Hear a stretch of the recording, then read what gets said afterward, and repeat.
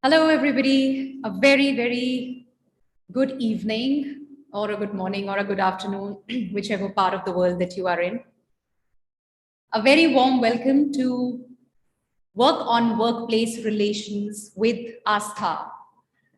So, yes, the live show that we have every Sunday, 7:30 p.m. Indian Standard Time. And we are live on YouTube, LinkedIn, and Facebook all at the same time. So, welcome all those of you who are watching from any of these platforms. Yes, so for those of you who do not know me, आप में से जो लोग मुझसे आज पहली बार मिल रहे हैं या मुझे पहली बार देख रहे हैं, let me quickly introduce myself. I'm Aastha Tatia, daughter of two rock-solid pillars, mother to a lovely daughter, wife of a humor king, an engineer, MBA, corporate executive turned anchor person, now a happiness coach, helping leaders become the most sought-after leaders by having deep connections and meaningful relationships in their organizations. So I strongly feel that all the challenges, all the pains, all the issues that leaders, the team members, the employees face in the organizations, they all boil down to relationship issues. They all boil down to strained relationships or the missing bonds. Yeah. And that is where this show is aimed at addressing different aspects of workplace relationships.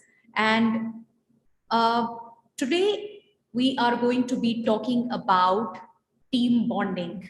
Yeah, such such a commonly talked about topic, such a huge pain. One thing that I think takes up such a lot of bandwidth of all the leaders, of everybody who's a stakeholder. So yes, that's what we're going to be talking about today.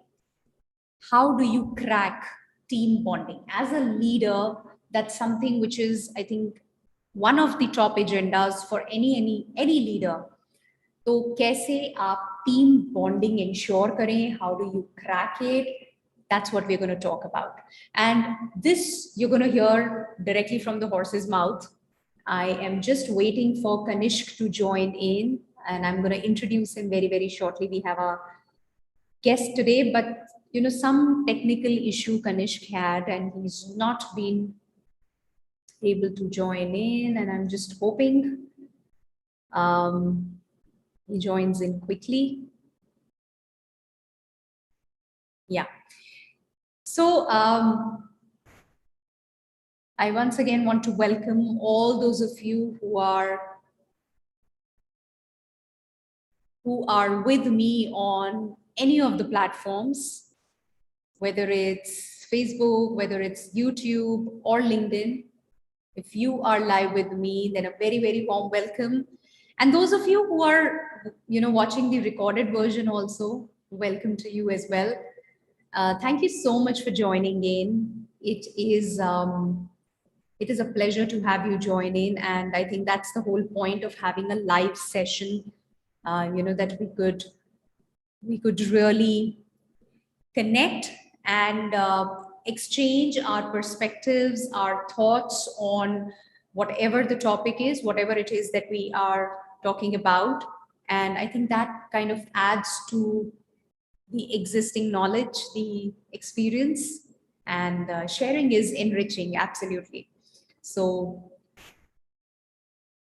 I am quickly going to check what is.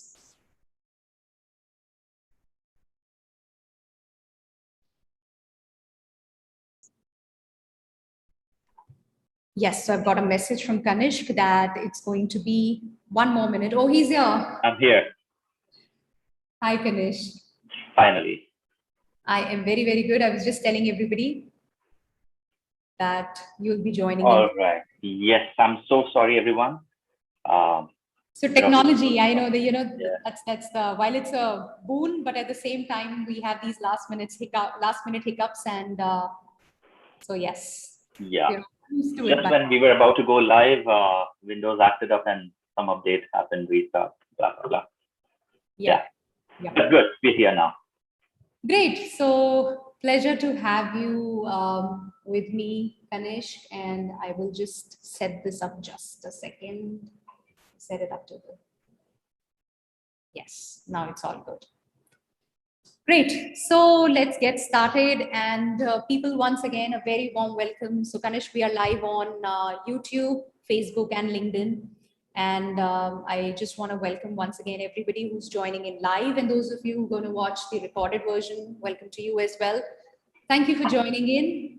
And like I said, we will be talking about team bonding, a much talked about topic, something which is at the top of the priority list. If you are a leader, takes up a lot of your bandwidth, and I'm sure you think about it a lot. You try to figure out ways and means to ensure team bonding. Yeah. So today we have with us Kanishka Tongya, our guest for today, and I would quickly introduce, although it's I'm going to share with you how I know Kanishka, and so it kind of feels very funny to introduce him in a formal manner. But yes, I'm that Kanishka.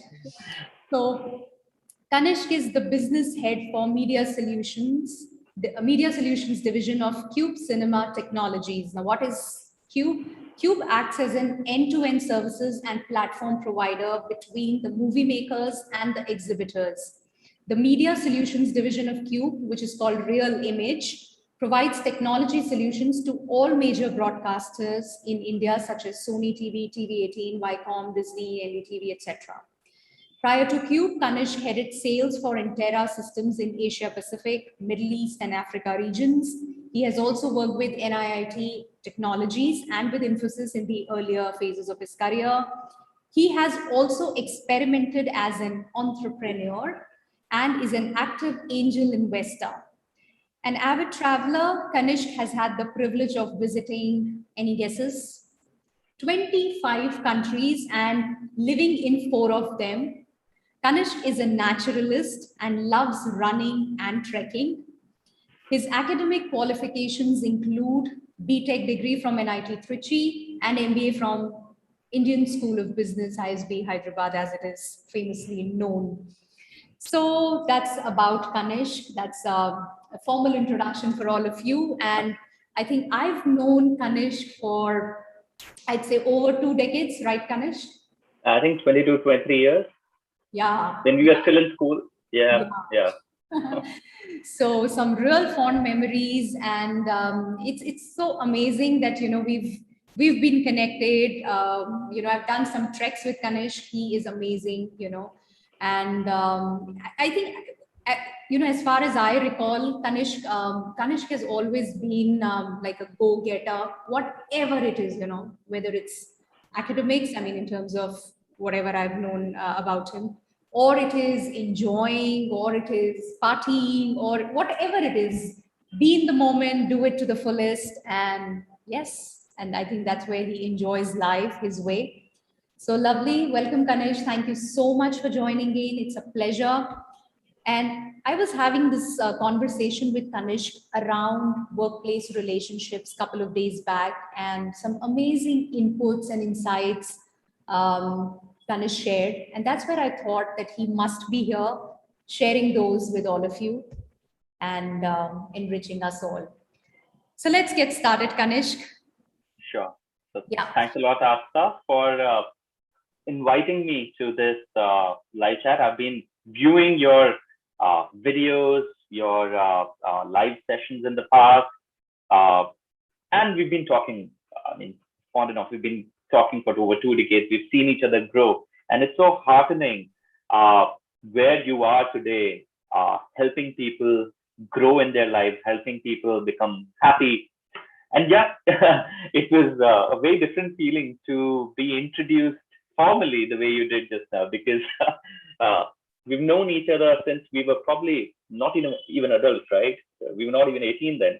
Yeah, true. So very different meeting in a formal setting like this right now. Yeah.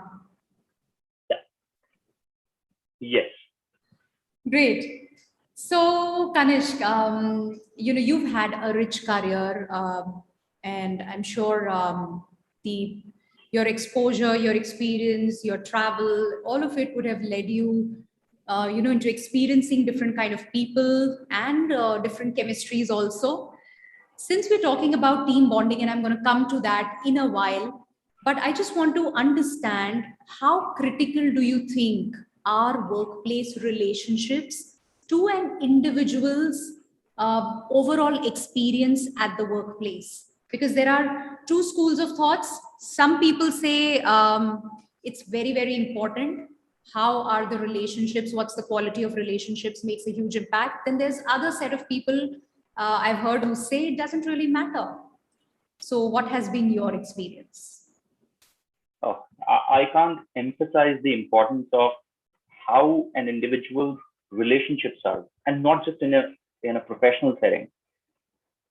We are social people. Human beings are social people, and that's what differentiates us from most of the animals, right? We are a very social species. You put someone in a a closed room for years, and that's the worst form of torture, right? So it's all about relationships. Human lives are all about relationships, personal life, professional life. So I'm a people's person. You know that, right? Yeah. For me, how my relations with my family, with my wife, my kids, my friends, as well as anyone at office, my peers, seniors, people who report into me, my team, my customers. As a salesperson, I've been most part a field salesperson or a sales leader. Most important. So I can't emphasize the importance of relationships, especially in a work setting. Okay. So I think I'm part of the first gang that you mentioned who believes strongly in the power of relationships. And I really believe, and I have been always telling my team, especially the salespeople, it is very important to form deep relationships within the workplace, internal as well as external relationships with your customers. And that, I guess, is one very important ingredient for anyone's success. Whichever career path that you choose, it is very important to have a strong relationship with the people that you meet on a regular basis. So I think that's one of the most important things to me as an individual, as a leader. Workplace relationships is something that you can't emphasize enough. Okay. And so it's a critical part, and you are emphasizing upon the importance of relationships. So what are those different relationships? Typically we talk about relationships with all the stakeholders, right? So how important is it to, like you did mention, internal as well as external relationships? So all of them are equally important, right? How is it that one is more important than the other, or is it that one impacts the other? Is there any correlation? All right. I think in terms of importance, it depends on the situation that you're in. At times, internal relationships are very important. At times, the external relationships supersede everything else. It depends, and it's fluid, right? You cannot say that if you have external relationships that are excellent, impeccable, your customers love you, that means you can just play around with your internal relationships. I don't think that works. You have to manage both. Equally important. It's just a matter of time. Sometimes one is more important than the other, and some other time the other is more important, right? But all of them in a long run, on an average, are very critical. Talking of the types of relationships, it's the entire vertical and the horizontal, which is very important to manage, internally as well as externally. You need to have a very strong relationship with your superiors as well as your juniors, and that's the vertical aspect of it. Also, in a corporate, you need to have very strong horizontal relationships with nothing happens. You don't work in silos anymore, right? You need help from support systems. You need help from HR, from admin, from commercial teams, from procurement teams, from delivery teams. So all those relationships are very important because they contribute directly or indirectly to your individual success as well as success of your team. So having a good relationship, and when I say good relationship, does not necessarily mean that you should be able to, go to each other's house and sit. Of course, that's one dimension of it and one level of it. But a good working relationship where you understand each other and you contribute to each other's success. So that's very important to have relationships. So this is about internal relationship. Externally, also the entire length and breadth of it. You need to have very good relationships with your customers. In the customer organization, again, from top to bottom, because anyone can make or break your deal. Apart from that, you need to have very good relationship with your vendors, with your suppliers, because all of them can damage your success and contribute very strongly. So like I said, we are all surrounded by a web of different types of relationships that we have. Interesting. Well said. I think, yeah. So tell me, Kanishk, when you're talking about all these relationships and how they play such an important role and how you cannot really do away with them. So if there is somebody, typically in organizations, if there is somebody who's supposedly a star performer, doing very well when it comes to managing relationship with the client, right? And somewhere he or she is rewarded, yeah, and company finds it or the organization finds it difficult to, because see, ultimately people are so busy, the organizations are so busy chasing the targets, business nahi ho raha hai, business karna hai, and here is this guy who is the go-getter, who is the star performer. Now, even if he's throwing a little bit of tantrums, even if he's spreading that little bit of toxicity, that's fine. I mean, I've seen instances where that's tolerated. Now, that somewhere, does it flow as part of the culture, or is it like a one-off case? How does it impact? What has been your experience? Okay. If that happens, that a star performer, see, being a star performer, being an overachiever does not give you the right to be an asshole. So it does not give you the right. If you are tolerated, it is momentary. We're talking about the entire career. It's not necessary, you will always be an overachiever, right? So while you're exceeding, and this happens very commonly, I've seen this, very closely, because I've worked and managed sales organizations for most part of my career. And you may have a great year, you may have great few years, but there will always be a time when you will have no deals, when you will not be as successful. And those are the times these relationships are required. If you've rubbed people off during your good times, make sure everybody will celebrate or wait for your failure.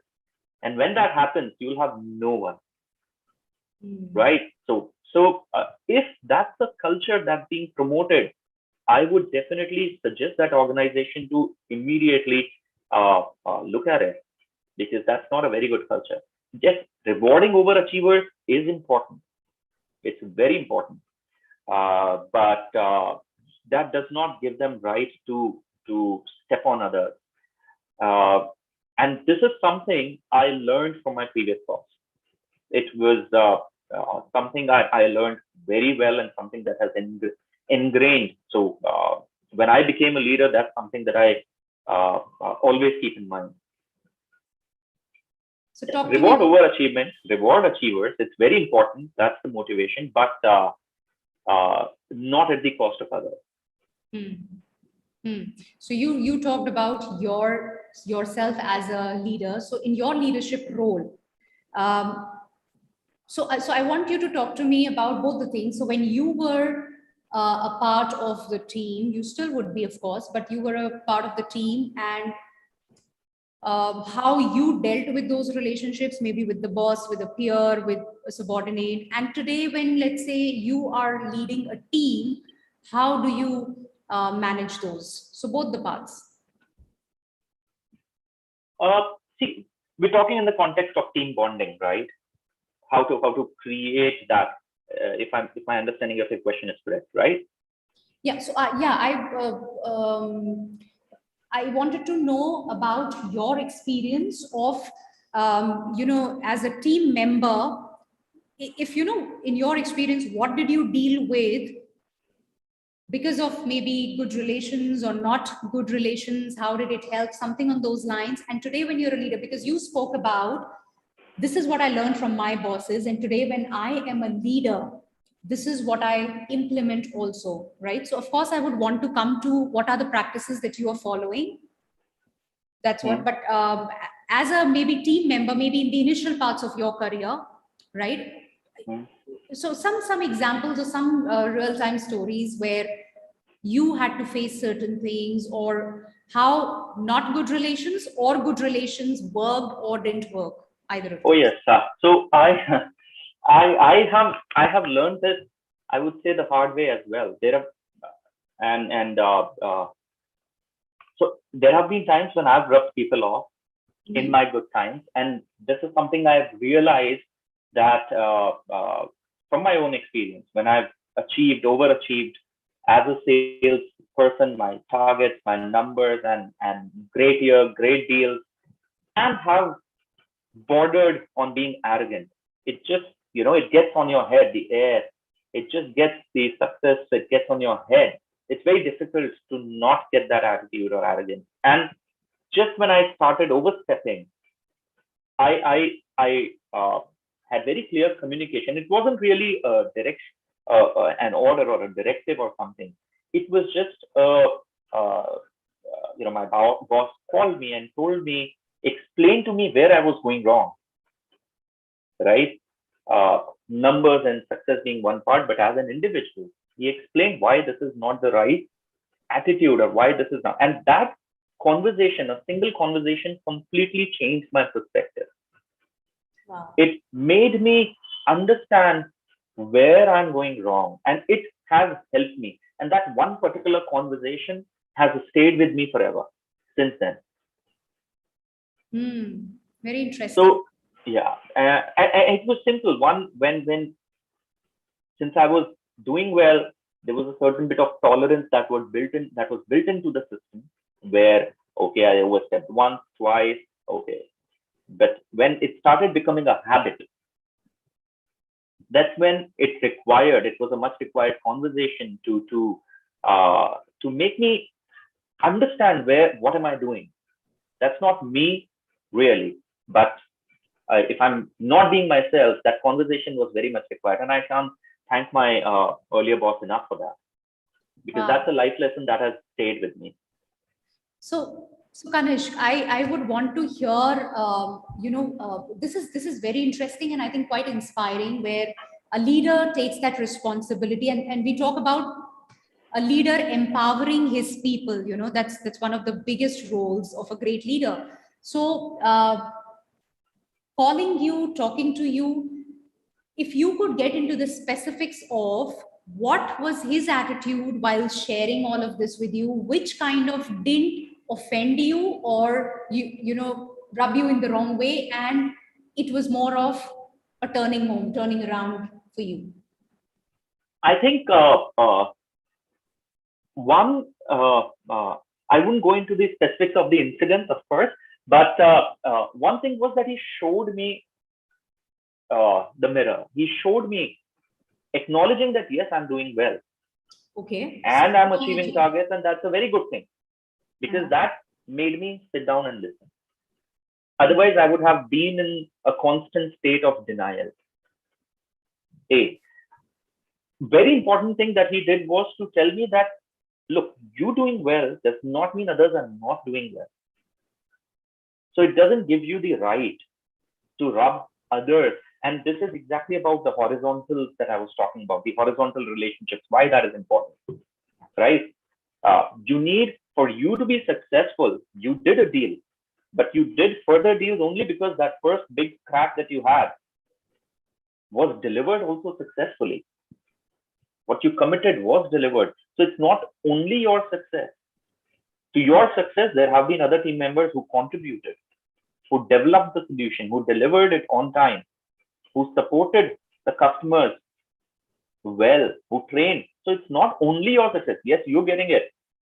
So and there's a very since then when I thought more about it, there's an example that I give to my team about a football team.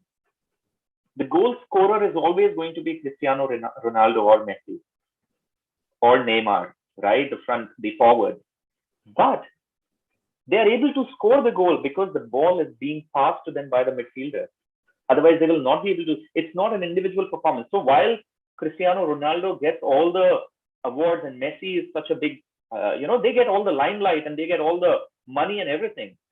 They wouldn't be anything without their team helping them out. So that's something that made me realize, yes, my success depends on others as well. The contribution on contribution from others. And hence, while I might be getting the limelight for getting that deal and I might be the face, but it's actually everyone's contribution. And hence, it doesn't allow me to step on them. And that's something that has stayed with me forever.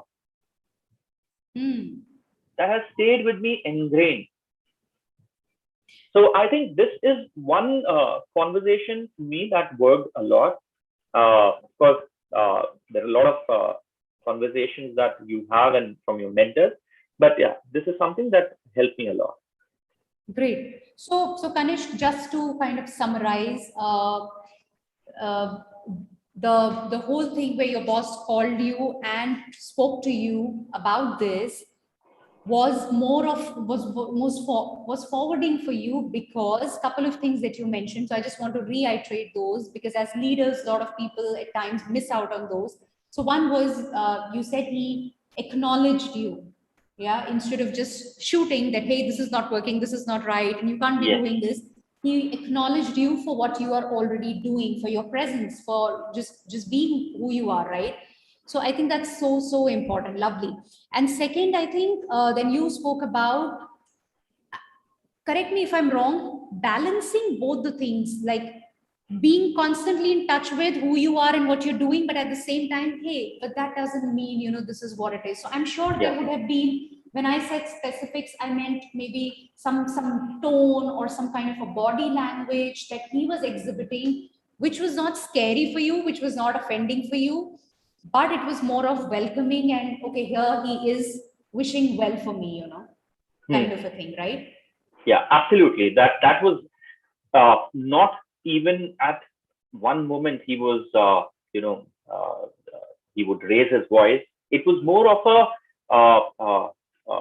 like, my elder brother or my father talking to me, making me sit down. And father would shout. Yeah, I mean, right. But yeah, you got the point. Not, and this is, I'm talking about, my boss was the owner of the company, right? So, very calmly, he made me look into things. He explained what am I doing and whether that's right or wrong. And it was very peaceful conversation. And that's what made me understand. If it was an order or a shouting, probably I wouldn't even have listened. I would have reacted. I would have not acknowledged anything, not absorbed. Yeah. So as a leader, I think it's very important to maintain your calm, especially when you're giving a tough message. It's very important to maintain that calm because that brings the entire entropy down. Right? You may, and a lot of leaders do this mistake that because they are at a certain position, they have the right to scream and shout. And I've had bosses like that. I've had bosses like that as well. But I would never talk about them in a session like this in a good way. Right? So yeah, so that, and I've never learned any lesson from them. That has remained with me. So I think as a leader, it's very important, especially with my experience, I can say, because sales organization, it's a very high energy culture. People are very passionate about things, and they're supposed to be very high energy people, right? So it's very important for sales leaders, especially to maintain that balance, maintain that calm. Okay. And you've been this, you just spoke about how you had that little arrogance, that air, because you were a performer, and from there, transitioning into a leadership role.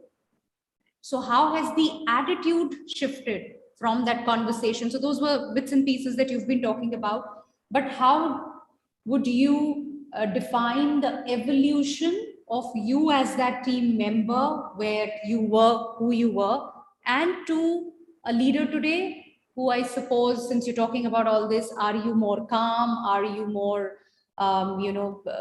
looking from what's the whole context when you're approaching your team? Yeah. So definitely, I'm much more calmer now.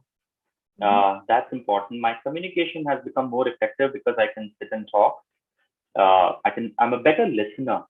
It's not just one conversation that brought all of that. That, of course, you introspect as well, and you falter, then you make corrections, and you talk to mentors, you talk to seniors, and then you pick these things up.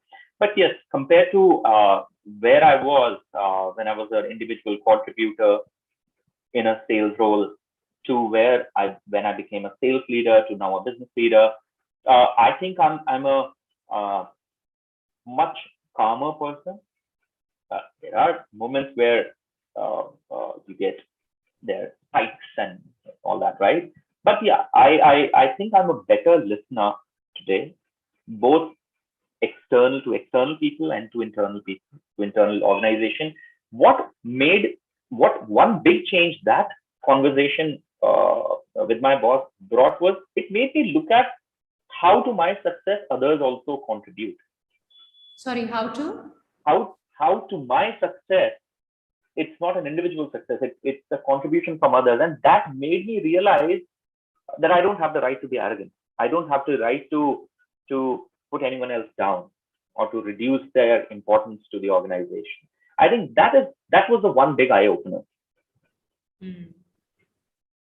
And that made me work on my horizontal relationships in the organization. I would want to hear a little bit on, because I want to come to team bonding, but yes, this is a very important part, since you're talking about how you evolved through this. So you started working on the horizontal relationship. So talk a little bit on what was the shift then, and what was your experience? How did things change? Yeah, so I wouldn't really care about, let's say, delivery team or product engineering teams or support teams. I wouldn't really care. They wouldn't matter. All I would care about is my sales success, getting the orders, ensuring that the customer is handled and managed well. So once I so because of that, because I was customer spokesperson inside the organization, right, I would push everyone. And when I would not have my customers' way, right, when it's not, I would really become hyper, because that the customer's need or requirement would be paramount, would be the most important thing for me, right? Then I started, so for me, nothing else would matter. I don't care, do it the way you want to do it, just that I need it done, right? That was the thing. Then I realized that it doesn't work like that. Everybody is there, everybody is aligned. I used to think that, okay, only I worry about customer success because I'm the one who's facing the customer. But it made me realize that everyone is important. Everyone is contributing to my success. And everyone needs to be understood. Their challenges need to be understood. And accordingly, the communication and the commitments to the customer should go. And that made me, and once I understood the importance of how everyone else is contributing, even admin who may not be really directly related, or HR who may not be really directly related, in one way or the other, they do contribute. If I'm building a team, I need HR to build my team, find the right guys. And that will happen only when they understand what kind of people I like. So what was the shift in your attitude like towards them? And how did they reciprocate then? Yeah, so I think I started working more on building a bonding with them. The How? first thing first was to just sit and talk, to spend more time, to sit and talk, to just make out time to go to their cabin, have a coffee together, have sit together on the same table for lunch. And once conversations start happening, you open up, right? I think that was one deliberate attempt that I started having. Uh, Earlier, even when we are having a conversation, I would just overrule. I would just say, no, what I'm saying is right because customer wants it. Then I would listen. I would understand why what they're saying because they are as passionate about the success of the organization. Our success is all shared. If the deal happens, if the revenue grows, it means success for them as well, right? Yeah. So that is a belief that I had, and I started acknowledging their contribution more and understanding their perspective, empathizing. Most importantly, I think uh, nothing uh, creates bonds with anyone unless you, I mean, like empathy does. So I think, yeah, some of those things. Yeah. Yeah. Great. No rocket science, just the basics. Just the basics. Yeah. Very well said, and thank you for saying that, because I think a lot of times when the whole attitude towards working on these relationships is, one, this is not even important, we have more important things to do, and two, it's going to take so much of time and bandwidth, so let me look into it later. And that's where I think it's so apt that you said it's just those basics which don't really take time. Yeah. Absolutely. And for once, all you start doing those little things and you'll see the speed, the productivity, efficiency going up in all the other Absolutely. areas. And people reciprocate so much. Wow. And I've seen this, and some of those my peers in other verticals, other divisions, they became today. They're very very good friends of mine because of the bond that we created. And They've moved to different organizations. Yeah. sorry, I interrupted. Go on, please. So yeah, once you start empathizing, they go out of the way to ensure your success. So you want to be successful, have good relationships because they would stay overnight, they would work weekends to ensure that your commitments are met. Otherwise, they wouldn't care if you don't care. Yeah. Arrogance, shove it up wherever you want, but it doesn't mean a thing. 9 hours, I've done it, and this is it. But if you want them to go extra mile for you, at least have that, ensure that you have that bonding with them, that they feel like working for you extra. Kanish, how I want to know, how did you feel, or how did the way you felt changed from earlier to now when you were making those attempts and people were reciprocating? So earlier you were still a performer, you were a star performer, you were doing it all. You were still probably getting things done your way. If they weren't happening, maybe you were arrogant, maybe you'll be like, I don't care, whatever. But now here you were making attempts and people were going out of their way to support you. So what was the difference in the way you felt? One, smooth. Everything became smoother. Okay. And what did that lead to? What did that lead to? How did yeah. So everything became very smooth. That ensured I don't have to raise my BP. Okay. So I had a lot of peace. Wow, peace. That was, I think that's so important. You're always charged up, so much travel, you're pushed physically, mentally.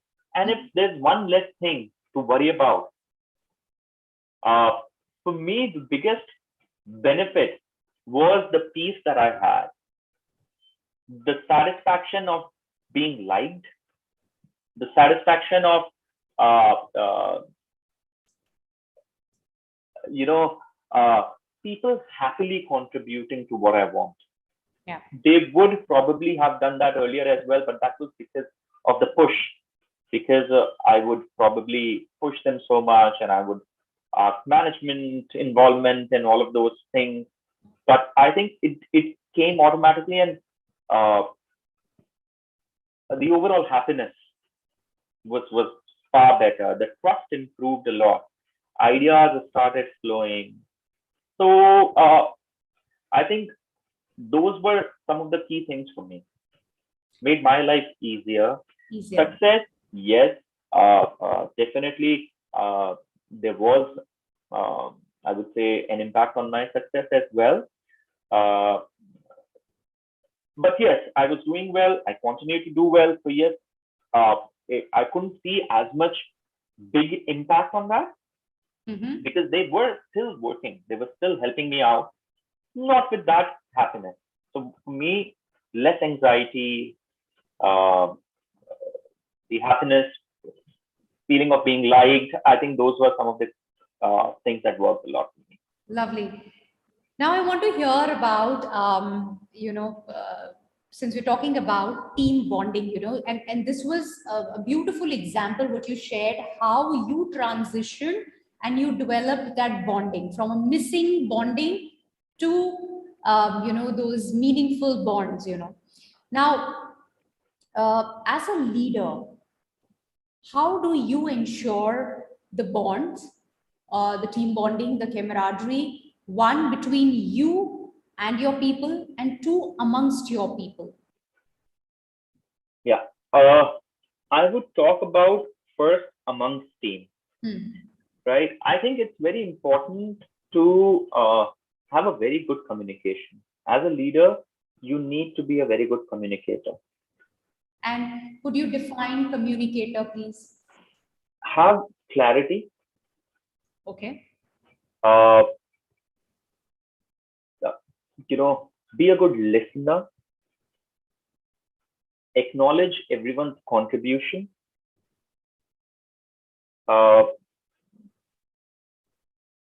Ensure that your vision for your team is clearly explained to everyone, and there is an alignment. There is a buy-in from everyone. That's very important for overall bonding within the team. Within and me included. When I say within, it's me included as well. So the vision is mine, right? As a leader, but everyone has to have a buy-in. I can't just push it to them. If they don't believe in it, I'll never be able to achieve my vision, right?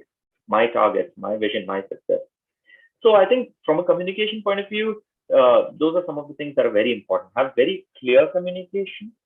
Explain what's expected of them, what role they play in the team, how they contribute, what are the evaluation parameters, why they are a critical part, although it may not seem. Telling a defender in the football team why he is very important. Telling a midfielder why he is very important. Otherwise, they would always have this feeling that, hey, it's always forward who take the limelight, who scored the goal. Where are we?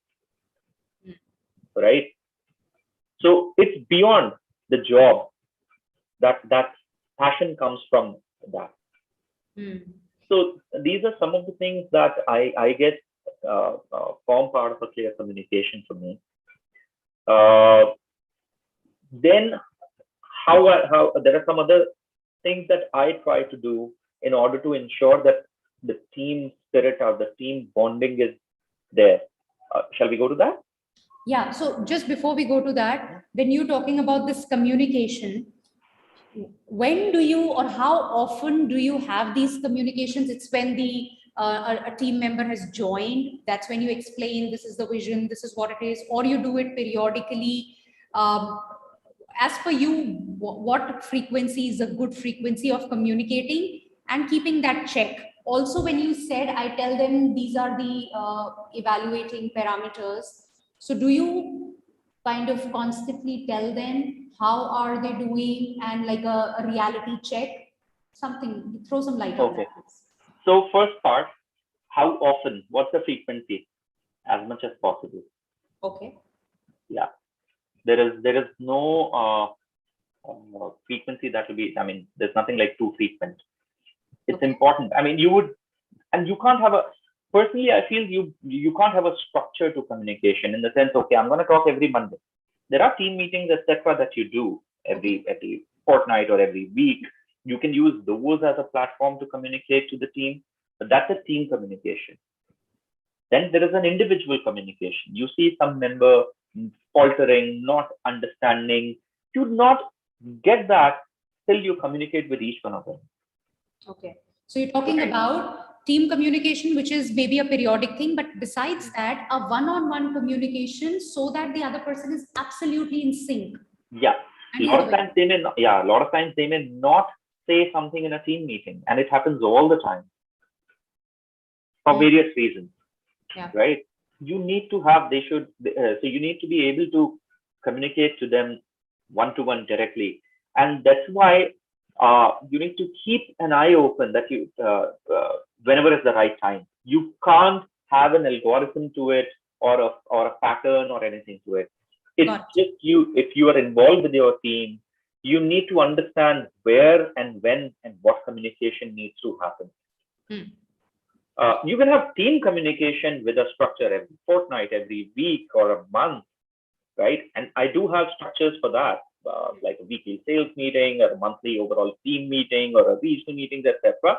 But they're more related to work. Got it. Right? They're more related to communicating something top to bottom, what we are doing, where we are going, what needs to be done. More transactional, I would say. Yeah. You want to create a bond, you need to have a more deeper conversation. And these bonds that you're talking about, Kanish, how deep are these bonds? So when you start to have those one-on-one interactions with them and you have them frequently, how deep does it get? And how deep is like, okay, this is enough? Again, like most of it, it depends. It depends, because there are some people who would not be very keen to talk about their family or personal life in a professional context, whereas there are some people who like to talk about it. So I think there's some issue with the voice, there is some discrepancy. Is it better? Can we just, so you've plugged in your earphones, right? Can we just try one without the headphones? Okay. So speak for a while.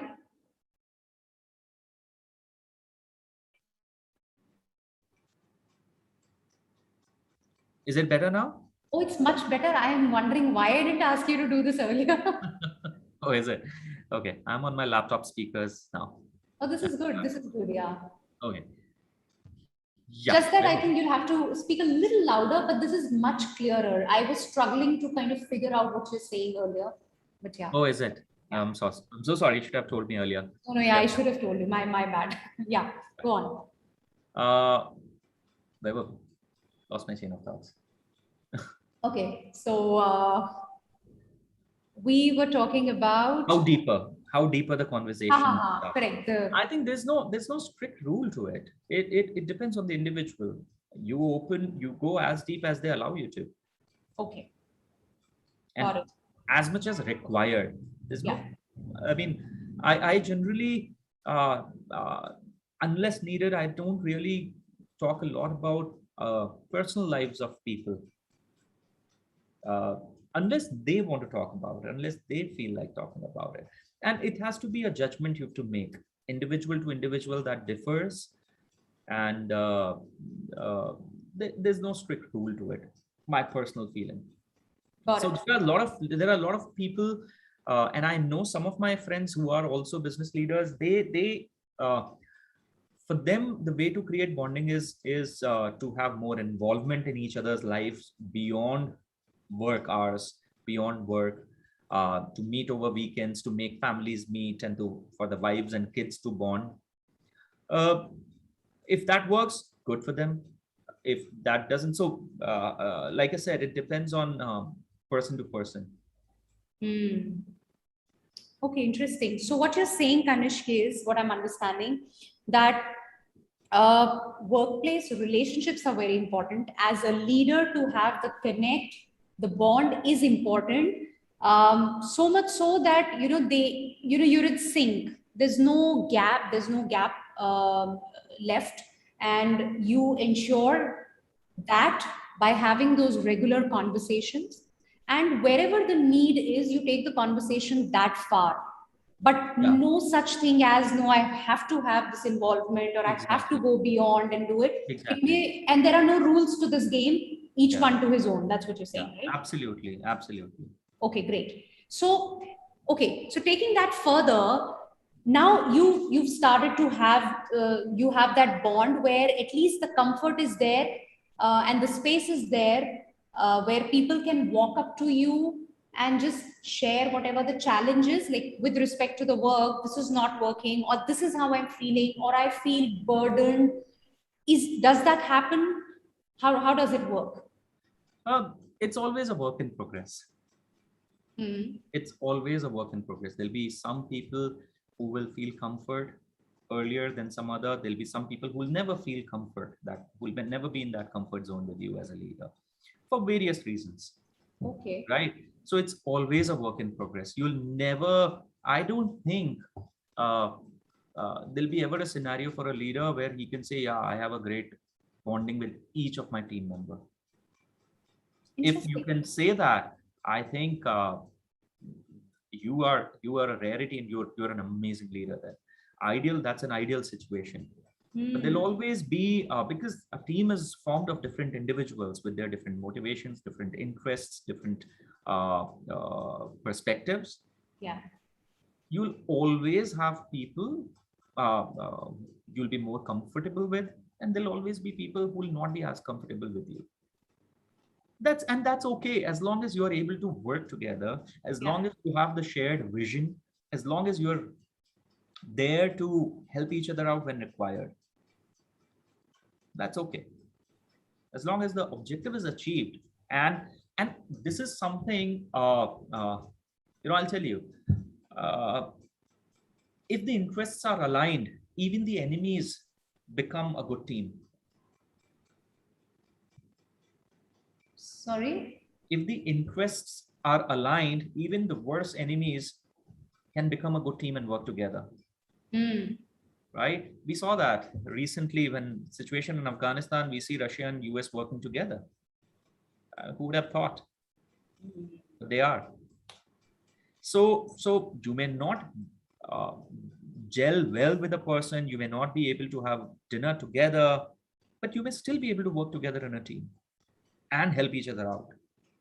You may not like each other personally, but you may still be able, as long as you are able to work together and contribute to each other's success, I think that's good enough. Great. Okay.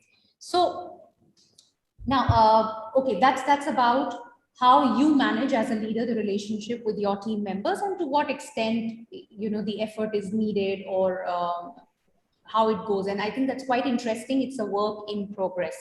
So you don't need to beat yourself, oh, I'm not a good leader, this is not working. So no need to break your head.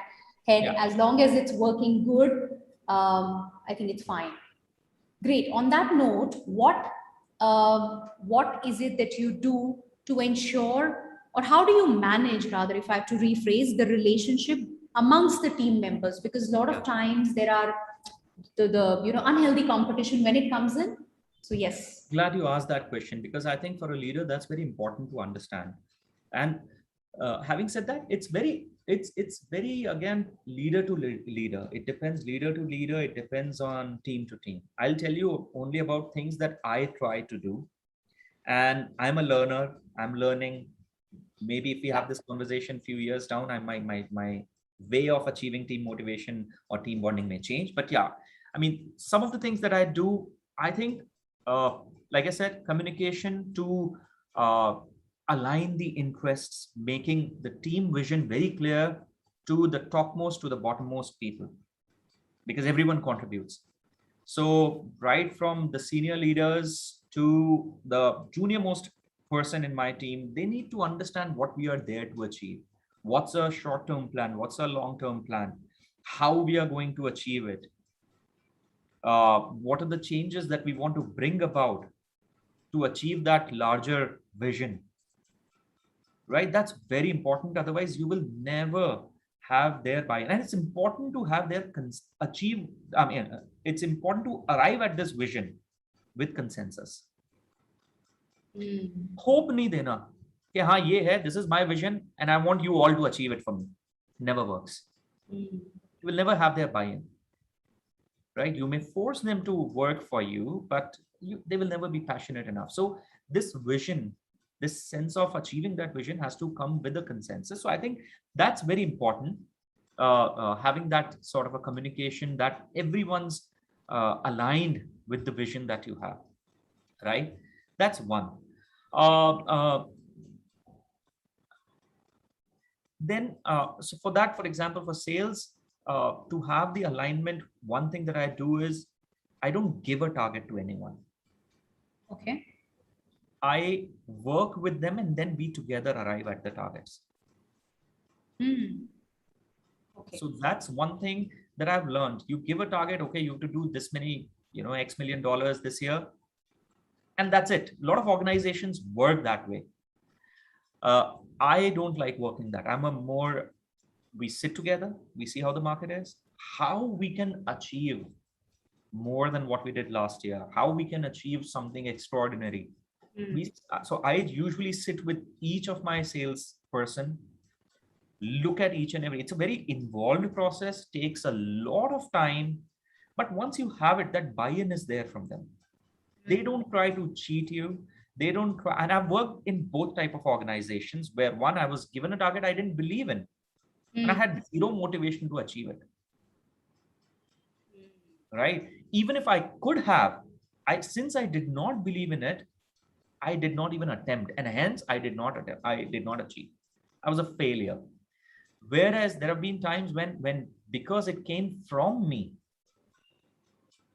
till the last day of the year, I was motivated to achieve and overachieve it. So that's one thing I always try and do, make consensus, make involved decision rather than just forcing your decision on the team. So that automatically creates that bonding between the vertical bonding between me and my team. Within the team, it's important that when everyone's vision, like I said, it's aligned, everybody feels for it and helps each other achieve that vision.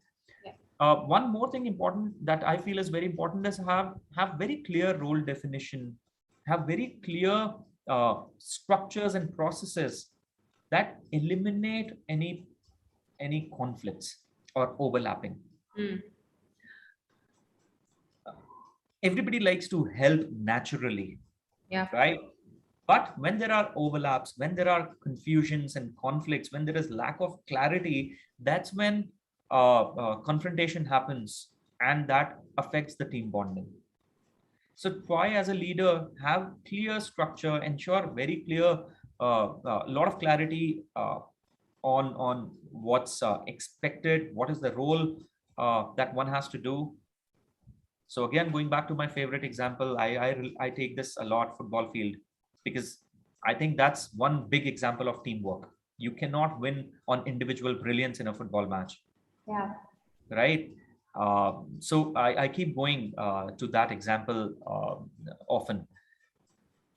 So if you told the midfielder that your job is to just pass the ball take it from defender and pass it to the forwards, and that's your role, you have clarity, that's what you're supposed to do, not go and try achieve score a goal, or not go and try defend, right? Then they know what they have to do, and they do their individual job, but they contribute to the team's success. So if every individual is clear about what exactly he or she is supposed to do, and they get better at that and they do that, the team eventually wins. And that's very important. That's why it's important to have very clear role definition, very clear expectation. If you're not telling a defender that your job is not to score goal, he'll always try and achieve the limelight. He'll always try and score the goal. Yeah. And leave what he is expected to do, right? Yeah. So it's very important. Have very clear evaluation parameters so that they know how they are doing, and where they are in that journey. Explain to them why their role is important and what they're doing is important.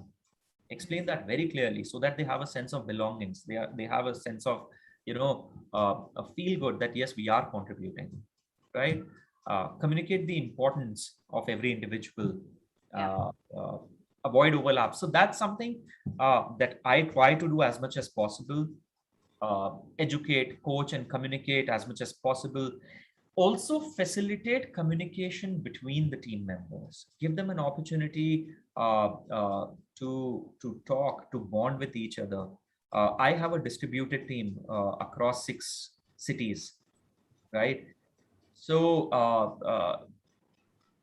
there is an automatic feeling that, okay, region A is doing this, so they don't care about region B or C. You know, teams start working as silos. It's very important that you avoid that situation. So create mechanisms to ensure that team communicate with each other. So I sometimes I deliberately give projects to teams across regions. So that they get an opportunity to sit together after work. They are able to meet, you know, they are able to have that beer after work, and then they talk. There's communication flowing, ideas flowing, and they know each other. So create scenarios. It's not always possible. It involves a lot of cost and all of that, but yes, as much as possible, you can always have that in the virtual world as well. Make them work together, automatically things will work out. So yeah, promote sharing of information. A lot of times when there is an unhealthy competition, people hide information. If I have a lead, but that's not from my region, why should I give it to them? But promote information sharing, maybe reward that, so that people incentivize better, so that people don't hide information, but they have some reason to actually share. So promote mechanisms like that, maybe better incentives on that, maybe you know, referral incentives like I used to do in my sales team. I do that, right? So I think those are some of the things that I do to have that bonding within the team. Got it. Okay, so I think a lot of interesting perspectives, Kanishk, and what I loved about this discussion was you know, the how you know, you shared, it was, you know, you were vulnerable and you shared how you went through that transition yourself, and the whole process of how you built those connects, those bonds that you shared, and then how it shifted the whole game. And also how as a leader you are using certain practices to ensure that kind of a bonding, right? And I think you know, quickly to summarize some of the very, very important and interesting things that you spoke about, you know, I think communication, the importance of communication that you spoke about. And I love the aspects, because a lot of times communication is such a loosely used term. Yeah. People say, I'm a great communicator. Oh no, I do communicate. I call him, I make him sit there, and I am communicating. I tell what I want to tell. Yeah. Yeah. I mean, there is so, it's about, you said, having clarity. People don't have the clarity a lot of times about why are they even talking, why are they communicating. So the agenda, the context is not even created. So I think having that clarity, being a good listener, or can't emphasize the importance enough, I'm sure. You said acknowledge, you acknowledge, and that's so critical. You said how you felt when your boss acknowledged you. It just turned around the whole scenario, right? Yeah. So acknowledge. And then one very important thing, which great that you highlighted, you know, individuals are running their own agendas. They are absolutely not in sync with the overall team vision or the organization's vision. And then we complain, what do I do? My team is not even in sync. Yeah. And that's where that strong leadership is absolutely missing, and people are, it's all haywire, you know.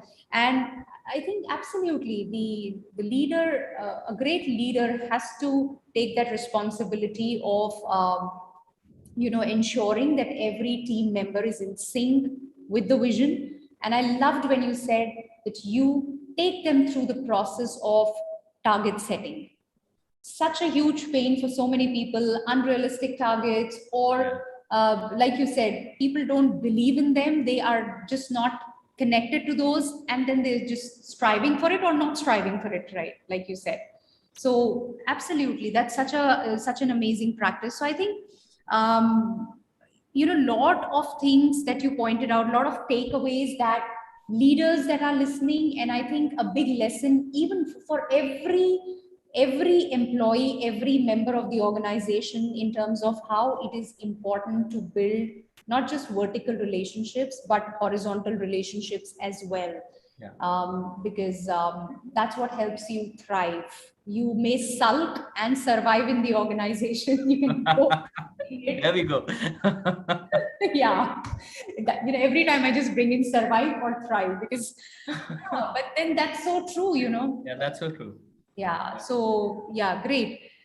So lovely, Kanish. Thank you. It's 8:40, and Yeah. didn't realize. I just saw the time, a while back, and I was like, oh my god. And we could have gone. I had a couple of more questions on my mind, but I just was a little conscious of time. But this was amazing. Thank you so much, Kanish. And I'm sure all those of you who were listening or who are going to listen now, you'll find lots of value, lots of takeaways. We had Kanishk with us today, so it'll be great. We both are going to feel very, very happy if you can share in the comment box what were your takeaways, what was it that was like a bulb on moment for you, or something that really clicked with you, and that which you're going to implement, that which you're going to do differently now, maybe as a leader or as a team member. So please do share, and anything that you want to conclude with, Kanishk.